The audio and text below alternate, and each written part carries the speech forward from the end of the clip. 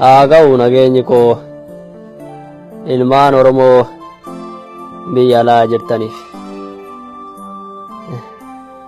Yaa ilmaan koo, yeroo dhaamsa kana isiniif ergu du'aa fi jireenya jidduu keessa jira.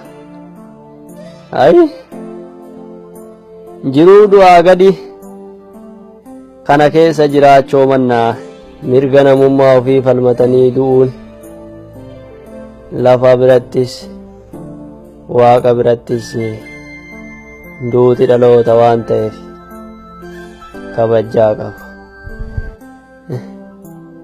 Yaa ilmaan koo, hafuura kiyya kana kan addaan ciccitu dhageettanii akka hamileen isin hin cabne abdii guddaan qaba. Yeroo ammaa kana namatu bineensa ta'ee, bishaantu boora'e, imimmaantu dhiiga ta'ee, dhiigatu bishaan ta'e. Sukkaarri arraba irratti nutti hadhaa'e.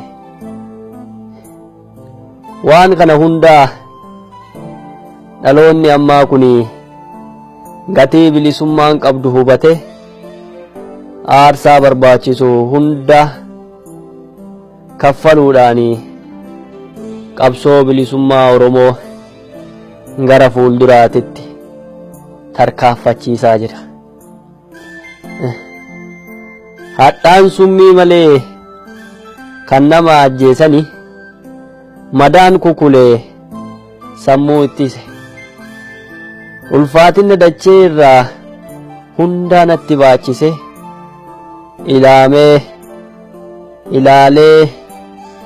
ilaamee haxxifadhe.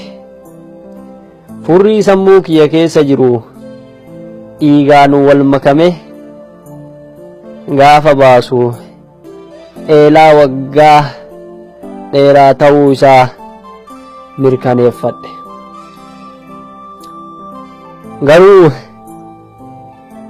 Garuu ammas xiqqoon ture yaaddooni, sammuun addaan na dhoose.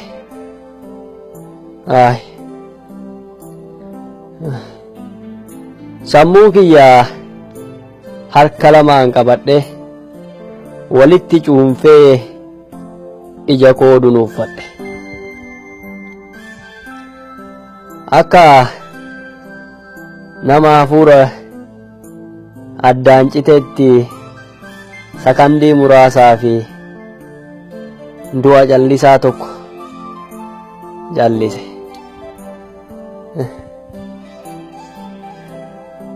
Yaa ilmaan koo, sammuu kiyya yeroon dhageeffadhu rakkoo xixiqqoon akka hin mohonnee fi sodaadhe. Torbaan sadan kana keessa ammoo waan isinitti jirtanii odeeffannoo akka gaariitti hin qabu. Haa ta'u anii fi haati keessanii qalbiin keenna guyyaa tokko isin biraa gadi deebi'een beeku. Kaleessa bakkuma mootummaan kun mootummaan jedhe maali mootummaa jenna afaanumatu nurti baratee mootummaa jennee sammuu keenyarra keenne malee kuni mootummaa miti, nama nyaataa bineensi nama walii galee namni bineensa waliin galee bara durree fi hantuunni walii galee mana tokko keessa jiraatu.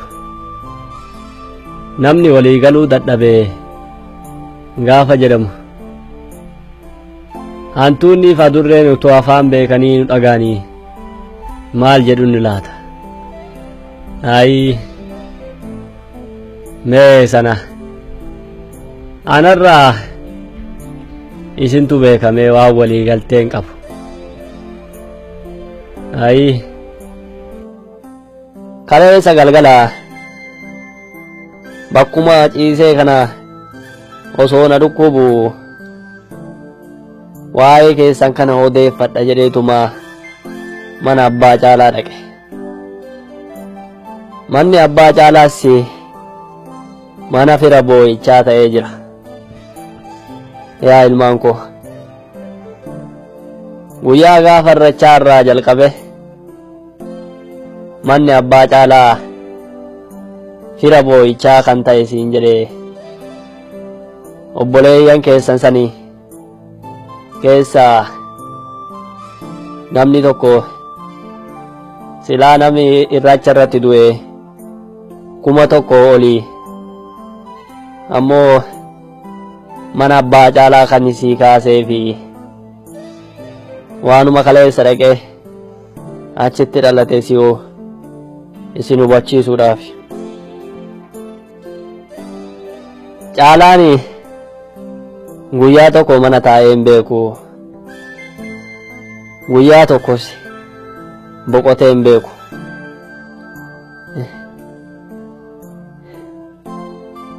Ay ijoollee ko kaleessa Caalaadhaanii ijoolleen koo suni akkam jiru jedhee gaafadhe. Caalaanis akka isin nagaa qabdanii akkasumas ammoo waan isin keessa jirtan tokko tokko natti hime. Anis waan inni natti himeeni yaaddoo keessa seenee yeroo 2-3 waa'ee keessan gaafadhe.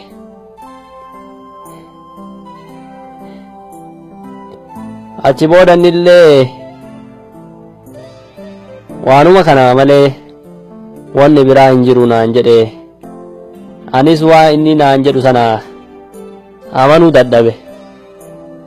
Amanuma dadhabee sammuun suni kiyyallee ta'uu gurri sunis koo ta'uu shakke akkuma amala kiyyaa sana 3-4 irra deddeebi'ee gaafadheen. Innis ariifatee waan jiruufi kanuma naan jedhee miila isaa kaasee na biraa deeme. Anis aariidhaani waan inni natti himu sane waan miira kiyya ol buteefi eessa deemta gurbaa jedhee lole. Caalaanis ay anarra baratee jira miire suuta jedhee sagalee isaa sanin beektaa gadi qabuudhaani abbo obboleessa kiyya kana kan du'e hoteela tokko irra deemee barbaadaa jira naan jedhe. Hay maal obboleessa keetitti sababatte dhiiga isaatiin garaa guuttachuuf deemta jedheetanii lolee shimala harkaa qabu sanini rukutuufini qalbiin na kajeelte. Ammoo akkan yaade saniin turre sagalee isaa saniini sagalee garaa nama nyaatuuni lakkii yaabbo obboleessa kiyyaa bakki ani deemee hin barbaanne hin jiru. Amma jibbaata hoteela irraa erga mootummaan kun interpreter ammoo internet naan jedhe sila lamaan keessaa tokko isin warri barate isinii gala jedhee yaada cufee waan jiruufi achirratti Facebook afamu Facebook lamaan keessaa tokko akkuma isiniin jedhe achirra yoo reefuma isaallee maxxansanii jiraatanii ijoolleen keenya yeroo ammaa kanatti fannasbuuka sanatti dhimma bahaa jiranii maqaa biraas natti himee ture. Ani maqaa sana yaadadhu. Sooloshimidaadham siin beektuu hin qajeelchitan jedheetuma yaada.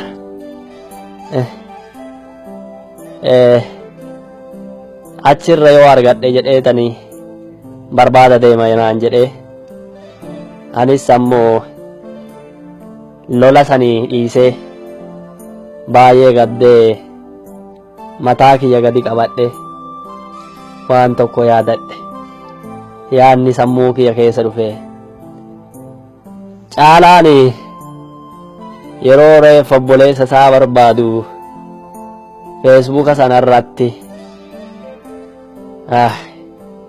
gaafa wal dhabbii keessa na dhaga'u maaltutti dhagahamaa laata kan jedhu sammuu kiyya haduussee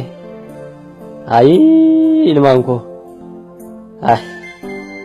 akkan isinitti gaddee innis yoo isini gaddee jiraate deebiin isaa maal akka ta'u isinumaaf dhiisa. Mee gara gaafii kiyyaatitti isinii deema. Obboleessi keessan Caalaani otoo isin nagaa hin qabaatini nagaa qabdan jedhee isinii hawwe nagaa qaban jedheetuma mataa gadi qabatee natti hime sana dhuguma isinii nageenya hirriba gaarii rafuu jirtammoo kan ibidda keessaa rafuu jirtu laata? Kunoo ijoolleen biyya keessaa guddaaf xiqqaa hin jedhanii hirriba dhaabichaa biyya abbaa isaanii keessatti rafuu jiran. Isin biyya ormaa sana keessatti hirriba dhaabichaa rafuu jirtammoo hirriba gaarii rafuu jirtan laata? Waanan dadhabee jiruufis mootummaan kun cinaacha koo gara bitaa kana dirraasha isaa balleesse akka timaatimaatitti cafaqee walitti caccabsee hafuura baafachoo na dhooge. Kanaafani waan isinii dhaamu jiruufi waan jechoo jirus hafuurri isas ta'ee jechoonni na jalaa baduu jiran. Ilaamee ijoollee koo hirribni dhaabichaa dallaa daangaa biyya ofiitiin dalagameeni garaagarummaa hin qabu.